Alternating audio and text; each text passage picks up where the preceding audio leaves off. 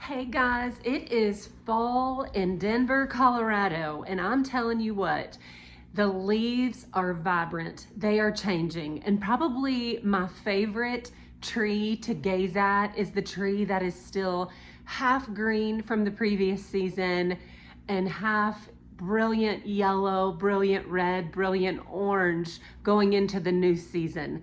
And it really, this season of fall really sets up our next podcast, which I'm so excited about.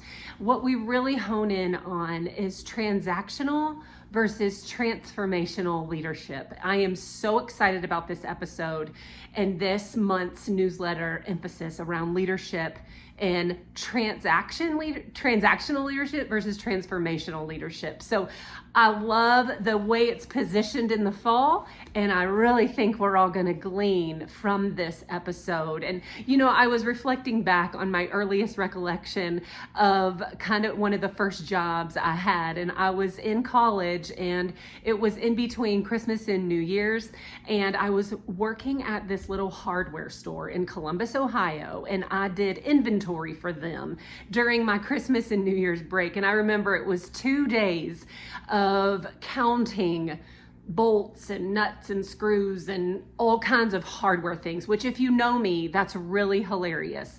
One, that I would be by myself. 2, in a hardware store. 3, doing number stuff, which is hilarious.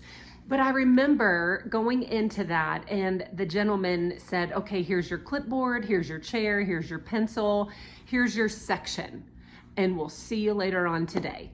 And I remember it felt so transactional, like, here's your stuff, go do the work. And I was thinking about that while I was preparing for this particular newsletter, leadership emphasis, and podcast episode.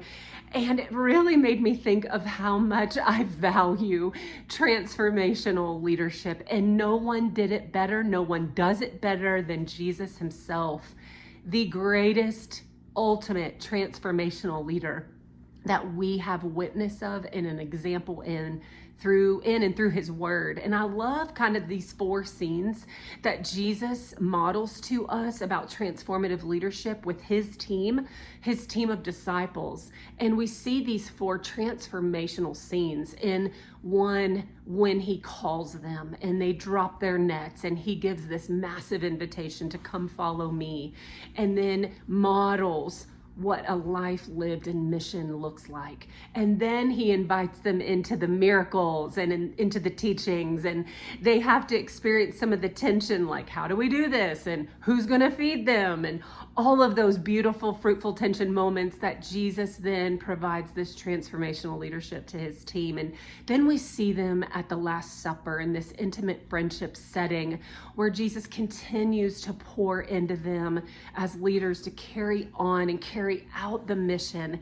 And then we see the final scene of his ascension. And it's just a powerful picture of transformative leadership.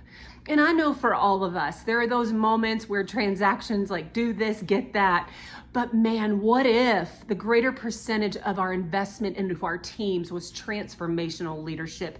Let me show you. Let me pour into you. Let's really emphasize, how's your heart today, leader? How's your heart? And we've been entrusted organizations. We've been entrusted missions. We've been entrusted teams. We've been entrusted leaders. We've been entrusted people.